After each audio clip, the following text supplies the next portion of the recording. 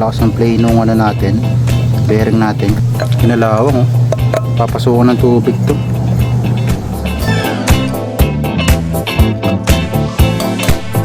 Naiiwan yung housing. Ayun yung housing na iwan doon.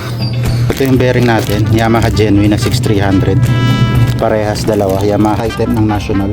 Lagyan lang natin. Yun, tagusan, sentro. Ayan. Rubber mallet. Install na natin.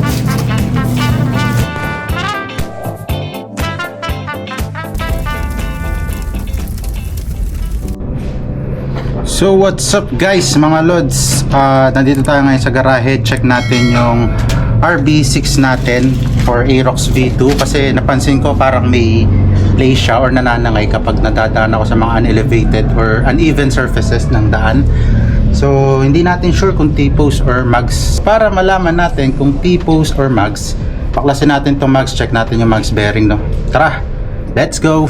So yun guys, gamit tayo ng dalawang 14mm na open or close wrench para dun sa ating ehe ng ating mags. So gamit ang dalawang 14mm na open or close wrench, pihitin natin papaluwag tong mga ano natin, ehe. Ayan, ito. So isa dito pang pigil. Ayan. Tapos isa dito pang luwag. Ayan, tara. So pigilan lang natin itong nasa kanan natin kasi ito luwagan natin. Counterclockwise guys para lumuwag.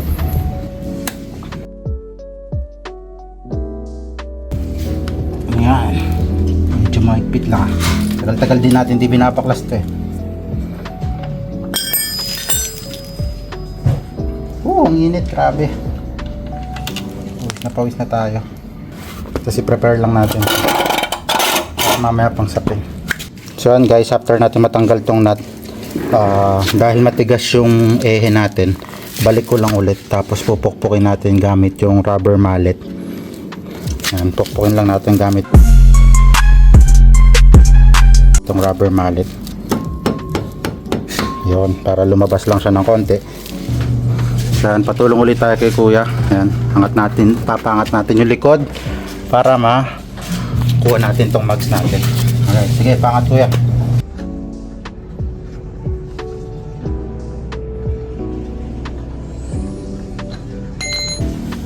Oops, wait. Tiger.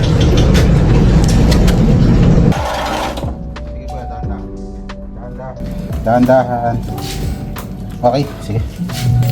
So yan, nasa Tiger. Meron tayong assistant dito, yung aso namin si Tiger. Tiger. Yan. So yan, after natin mabaklas yung mags, ay sinapinan natin ng upuan.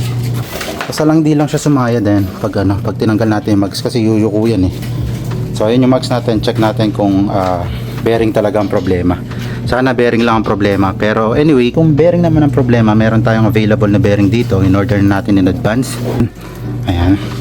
So meron ditong dalawang bushing kabilaan. Ito yung bushing natin, tanggalin natin. So sa kabila din meron. Ngayon check natin yung bearing kung okay ba or hindi.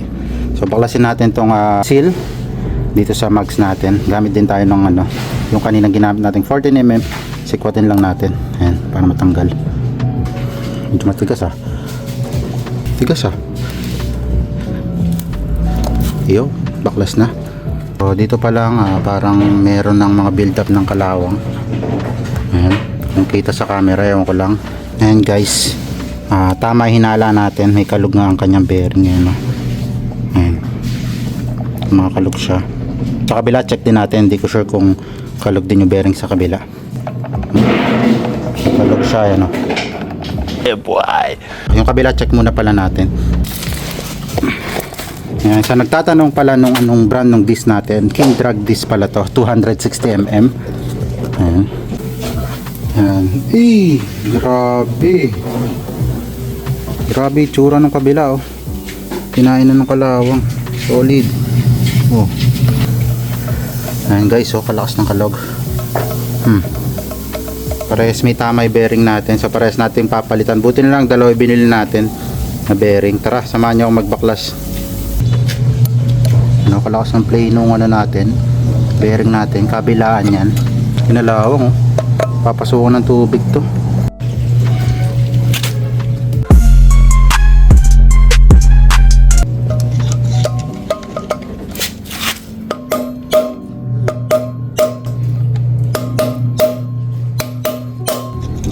So yun guys, nabaklas na natin yung isang side.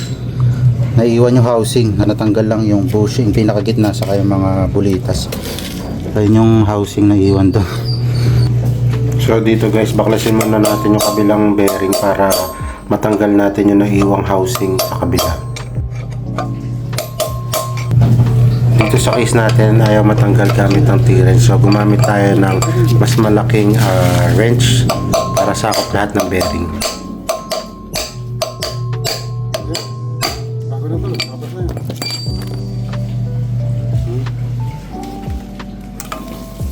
So ayan, baklas ng kabilang side. So yun guys, nagka-problema lang tayo dito sa isang ano natin, isang side ng bearing kasi naiwan yung pinaka housing niya. Ayan. Pero natanggal yung mga bulitas saka yung nasa loob, yung pinapasukan ng ehe. So ayan, sisikwatin lang natin hanggang sa mahugot. Tsaga-tsaga lang guys. Gumamit tayo ng flat screw. Ayan. Saka martilyo lang. Ayan. Tsatsagain lang natin to. Tara, let's go. Bearing yan eh. Yan, itong ganito. Yeah.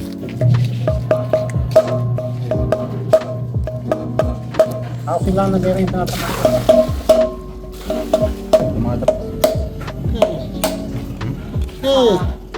Pagkalan. Gumalaw na. Gumalaw na.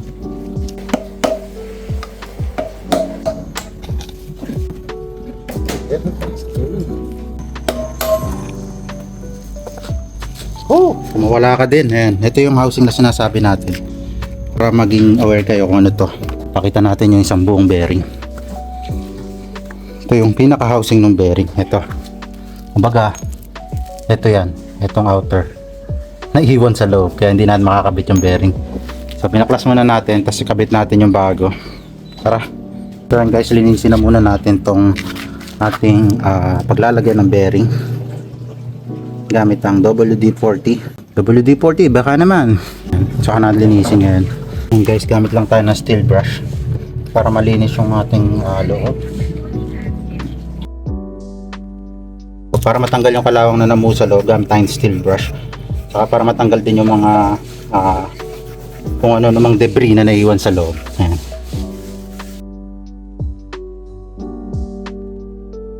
Itong housing. Naman.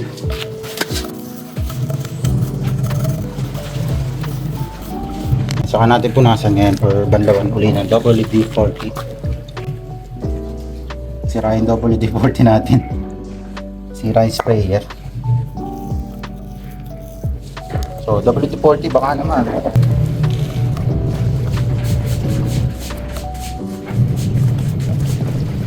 Sige natin yung loob.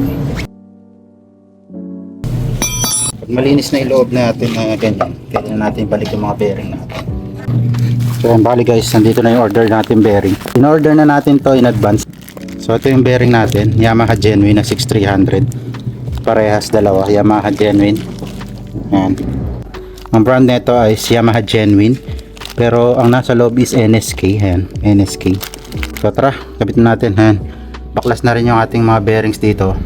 Salpak na lang natin tong mga bearing natin at pagpasensyahan nyo na ating kamay madumi, puro grasa. Let's go. So yun guys, ito pinagpalitan natin. Ang code nya is 6300. Ayan. Yun guys, ito na yung ano natin bearing. Lagyan na lang natin ng mga grasa para malubricate siya at hindi basta-basta kakalawakan. Ang gamit natin grasa is item ng National. So guys, huwag kalimutan na lagyan ng grasa yung bearing. Ayan. Kasi ang stock niyan ay wala naman siyang grasa. Although mayroon to konti, pero dadagdagan natin. Ayan. Huwag tayo magtipid sa grasa, marami naman tayong grasa eh. Para hindi basta-basta kakalawangin at hindi basta-basta mababasa ng tubig. Ito. Kabit na natin yung bearing dito sa unang side ng ating mugs. Shoot lang natin muna. I-align lang natin. Ayan, saka natin pukpukin papasok. So, pukpukin lang natin ng konti para umalign. Lahat ng kanto. hindi natin papasukin yung bearing. Lahat ng sides pukpukin natin para pantay siyang papasok.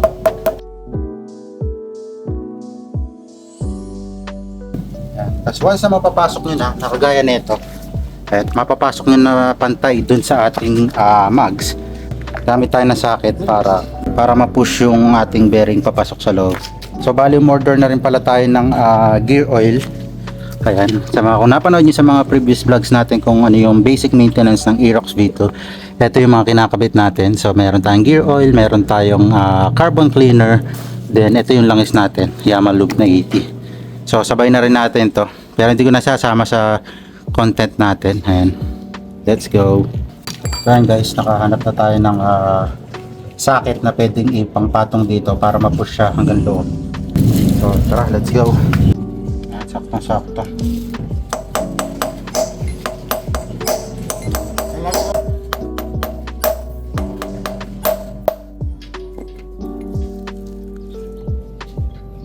So yun guys, naipasok na natin tong bearing.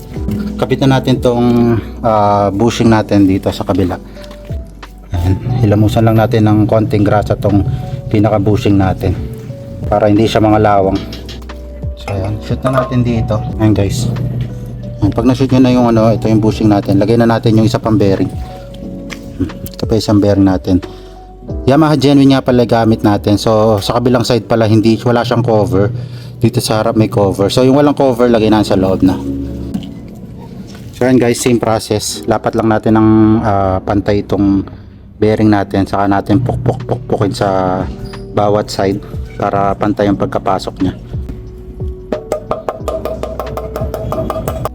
Yung guys, medyo lumalapat na yung ating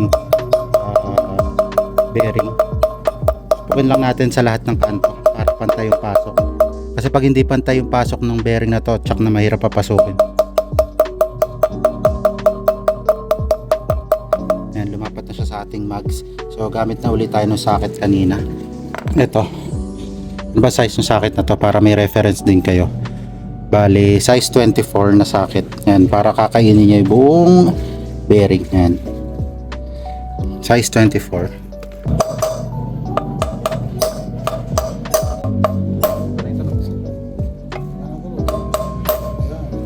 So yun guys, meron din pala tayong palatandaan na pasok na talaga yung bearing. Malalaman nyo naman sa tunog eh. Yung unang pukpok nyo parang iba pa yung tunog. Then once na lumapat na, iba na uli yung tunog na. Yung tagusan, sentro, ayan. So ayos na yung mags natin. Napalitan na natin ng bearing. So makakapag-ride na tayo ulit na matino. Hindi na tayo yung tatangay-tangayin ng kalsada. Kasi kapag yung guhit ng kalsada makapal, parang nararamdaman ko umihiga yung motor eh. So ito pala isa rin nun guys. Lagyan lang natin ng konting grasa. Pawisan lang natin ng konting grasa para hindi siya expose masyado sa tubig saka sa dumi. Diba yung grasa yan, hindi nababasa gaano. So ayan, saka natin kakabit yung dust seal natin. Gamit tayo ng rubber mallet para pumasok.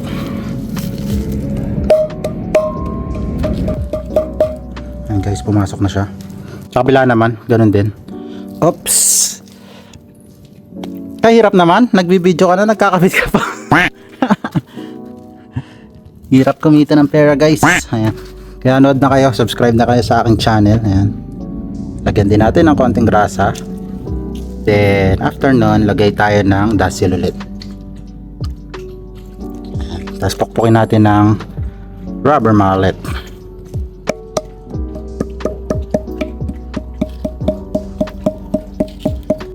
Ayan guys, tapos na. Kabit na lang natin dito sa Aerox V2 natin na si Puto. Let's go. Tapos guys, itong bushing lilinis na natin kahit paano. Lagay na natin dito right after ng pagkabit natin ng ating dust seal. So kabila niyan, don't you worry, same size lang naman to. Kabit na rin natin to dito. Yan, installed na. Kabit na lang natin kay Puto yung Aerox V2 natin. Let's go. Alright guys, nakompleto na natin yung mags natin. Nalagay na natin yung dalawang bearing na 6300 dito sa RB6 natin. So tara, install na natin.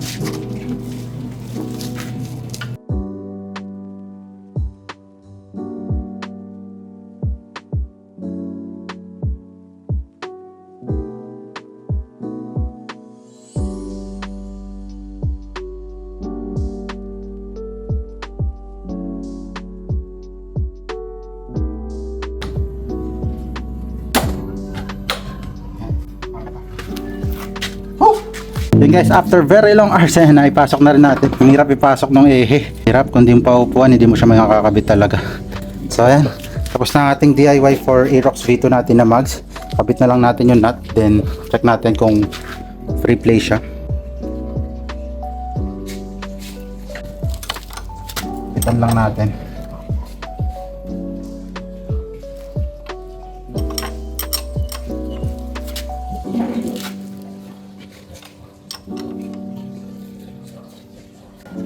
Yan. Okay na. Check natin kung free flow siya. Free play. Yan. Very free. So yun guys, tapos na tayo mag-install ng bearing sa ating RB6 na pang Aerox V2. So kung bago ka pa lang sa aking channel, don't forget to like and subscribe and hit the notification bell para updated kayo sa mga bago nating upload na videos. So hanggang sa muli, ride safe. Nyaw!